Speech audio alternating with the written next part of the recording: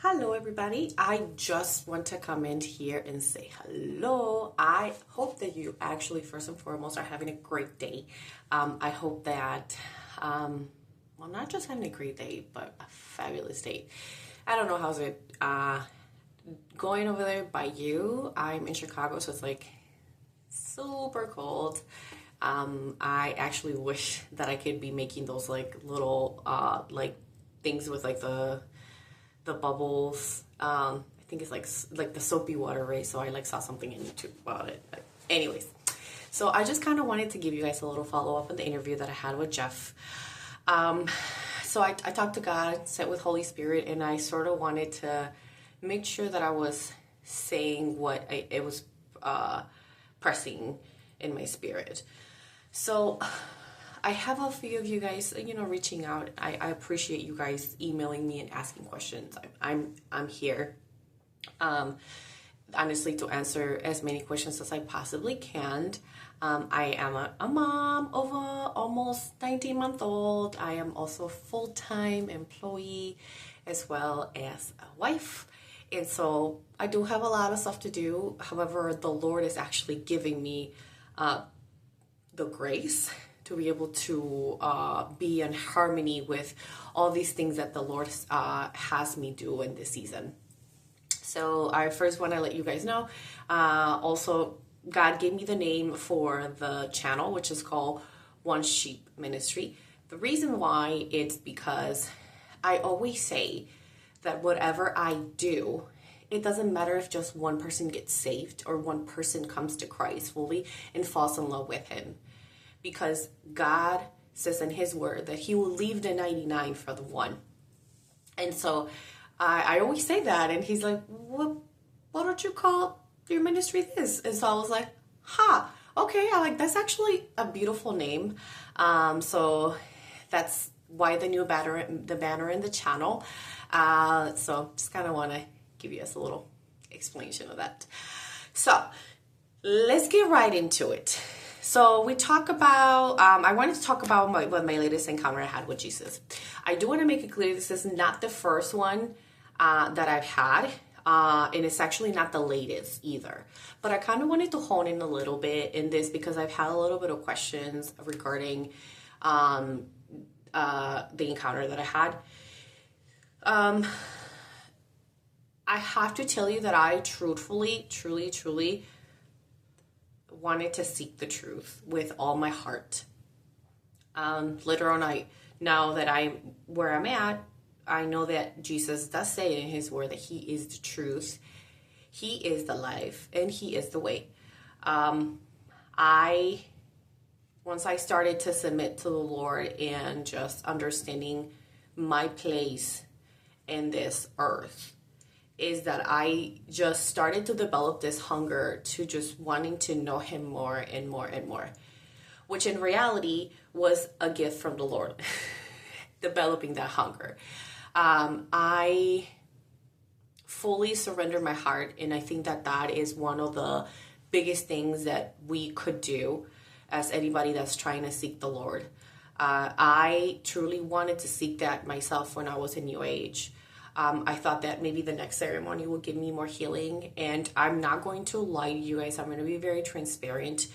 I had some kind of results almost every time. Like every time I was done with certain like Reiki sessions, or like every time I was done with like, yoga, like I had some sort of peace, but it was very temporarily, because then it'll just come back to just being into chaos and just sadness. Like for me, it was sadness. I know some people is like, oh, I deal with anger. Like with me, it was just sadness. I was just sad. I was diagnosed with deep depression and anxiety, bipolar disorder, schizophrenia. I was diagnosed with probably at least 4 to 5 different things. They gave me 5 kinds of medication. They gave me antipsychotics, antidepressants, all kinds of things. It got to the point where I actually was hospitalized 3 times. The second time I was hospitalized, I remember saying, I'm still seeing things. Like, I'm still hearing stuff. And so I don't know, right? At that point, I was like, is the medication helping? And so the doctor was like, well, Mrs. Lopez, do you feel like you want to have SIs or SAs? I'm just kind of, for the sake of YouTube, I don't want to say it, but it's just harmful thoughts to try to like harm yourself, right? And so I was like, not really. I mean, it's more like, like I have the need to go talk to this person and say something encouraging, right? Or like I see this person's an angel around them, and whatnot. And so then the doctor was like, I think he was kind of like, all right, ma'am, like you're not going to hurt yourself, so we're just gonna let you go, right? So I'm just reading from my paper, from my notes here. So in the hospital, the very first time I had some very crazy experiences. And I say crazy just because not everyone experiences this, but this is real. This spiritual world is very real. So I actually was in the hospital, and I remember this time where I could hear what was happening 3 to 5 floors below the hospital, even though I was in my bed. So that means my body was leaving, my spirit was leaving my body and just kind of doing its own thing, right? So that was very dangerous, and that is very dangerous, which is called astral projecting. I don't do that anymore. Actually, ever since I read this book, it's called He Came to Set the Captives Free. I was actually able to figure out there were certain doors that I had still left open from New Age that I had not fully closed. That's actually also part of some of the deliverances. Part of the deliverances that I went through, because it's not just pulling the demons out, casting them down, like taking the strongholds down. It's not just that. It's also knowing where is the door open, right? So that's honestly, that was part of my training. I would say sometimes God has a certain calling in your life, and so if you're struggling with certain parts of your life, like your self-esteem, like that was a big one for me, with your self-esteem, with not feeling you're worthy and stuff like that. Maybe that's your calling, right? To be able to help people lift up, and like to lift people with a word and be like, hey, like you got this, like we're going to do this together, right? And so that was very much attacked in my life. And I'm still, it's not like, oh, I don't get attacked. No, I still get attacked. It's very different now, because now it's like I know how to play defense and offense. It's not just, I'm just going to sit back and just wait till I get attacked, right? And there's times where I do kind of get caught off guard. And when that happens, and I sit there and I realize, okay, how can I get better at this, right? So anyways, back to the hospitalizations. I had a total of 3 hospitalizations, right? And it was in a matter of, I would say, 3 years that I was hospitalized. So, I mean, if you could say like once a year. And so every time I would go, it's like, it would help for a little bit, but then I would just start to like go back to my same patterns. And so, like I said, I dealt with depression. That was a lot. That was really bad. I actually got off of antidepressants 100% back in August of last year, because the Lord was like, okay, it's time for you to get off of it, and you need to trust me in the process. And so that was literally like a leap of faith for me. Like, okay, I'm not going to take these antidepressants, which I was taking on and off. And so I was like, I'm just going to get off of these antidepressants. So I started slowly burning off of the antidepressants. I'm not saying just take them off and don't tell your doctor, because I told my doctor, but I slowly did it. It was a very tough transition. It was like a very tough transition, sorry. So it took me about 2 to 3 months. After that, I just trusted the Lord, and so that's when the last of my deliverance started happening. I contacted the deliverance ministry from Canada, which I actually found from this very beautiful, amazingly put together podcast that's called A Stronger Faith.org. I will link their podcast in the description as well if you're interested. But that is kind of some of the details that I left out from the interview. Also, I have to let you know that I actually met my husband at an occult shop. So I used to go to this occult shop in Chicago. It's like, I'm not going to say the name, but it's big. It has literally everything you can think of for everything that like you want to do. So if you want to cast that spell on people, if you want to just like prosperity, whatever, it has crystals, they have, you name it. They even have like classes or whatever that you can take for like if you want to play with a Ouija board or whatever. Anyways, so at that time, I also forgot to say I was very close to the demon called Lilith. And so I prayed to her. She was kind of like my best friend at that time. And so I walked in the occult shop and I saw my husband. And I knew already he was going to be my husband. I think I talked a little bit about that in my interview. And so we started not like dating, actually. We just started talking, and then I was living in sin, so I didn't care. I was like, sure, let's just, I'm just gonna keep it, kind of real, but also not go on to too much details. But let's just say we were Netflix and chilling a lot of times. So he would stay asleep in my house, so I would get to his house. So it didn't start it well. And I do have to say that it was a lot of work for both of us. It's not like we've arrived, both of us. That's not what this is. The walk with the Lord, you don't arrive until you're back with him. And even then, I don't know, I'm pretty sure he still will teach you more things. And so there's things that we still deal with, because we're human, right? And so, yeah, I didn't say that. We met on the occult shop.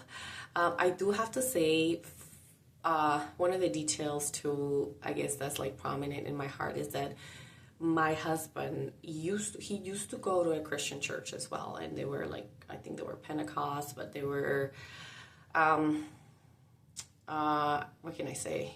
How can I say it so it doesn't sound so bad? But they really didn't instruct him a lot, like the love of the Lord and the fear of the Lord as much, and so he kind of was like, or whatever. And I mean, that's okay. He left. He's back now. And it took him years, actually. And I remember I was going through so much when we were just dating. I remember we had a lot of like paranormal stuff happening, like things moving around the house and just hearing growling and just seeing apparitions. And actually, till this day, things still kind of happen in my house. Not necessarily because of the occult stuff that we were engage in. That's like at that time it was because of that, and because we were trying to just transition into being with the Lord. Now it's mostly warfare, which is a little bit different now, is because they really want to bring us down, because I do know the message that the Lord is trying to convey towards both of us, but mostly right now is with myself. And so I actually did experience some warfare after the interview, before the interview as well. And a lot of it's just really thoughts, and just that's how they attack you. What else can I tell you guys? I know that a lot of you guys reached out to me and they're like, hey, can you talk with Jesus? Can you kind of tell him, hey, like, why did you forget about me? And I just want to say that I'm truly sorry that you feel forgotten. I just wanted to know that he hasn't forgotten you. He says in his word that he will never leave us nor forsake us.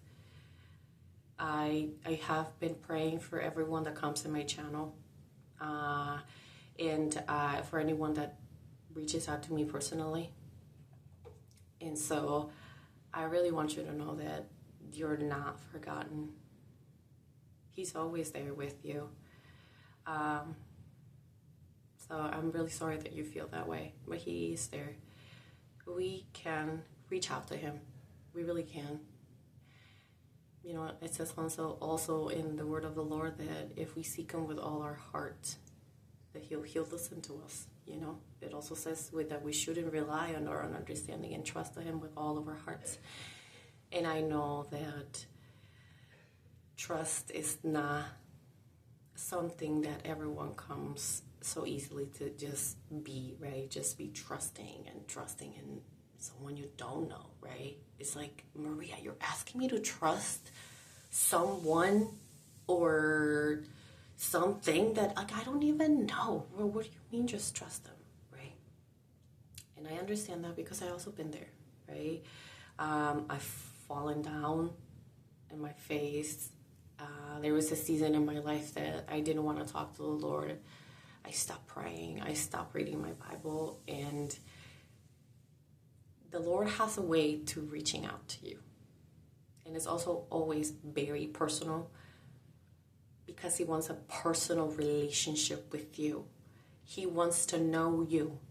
Know you. And I'm not saying know of you, but know you. You know, the word know in the Old Testament was very much used for when a husband knows their wife. So that's a very intimate moment, right? So that's how God wants to know you. He wants to be so personal with you that he just knows always what to say to you.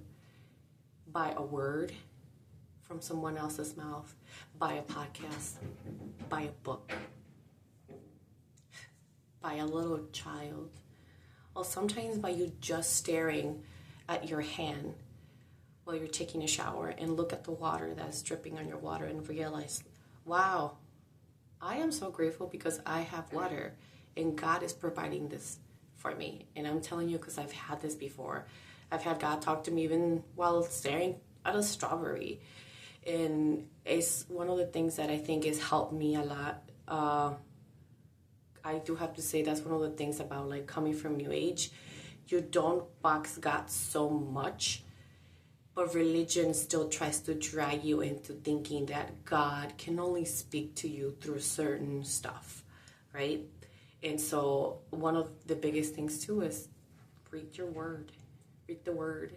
That is one of the easiest ways for God to speak to you. Of course, there's a way that he can speak to you through like the gifts of the Spirit and the sermon of the spirits and all that stuff. But that is the easiest way for you to communicate with him. But I think that's kind of it for now. I've always had, since I was little, always had like so many stories to tell.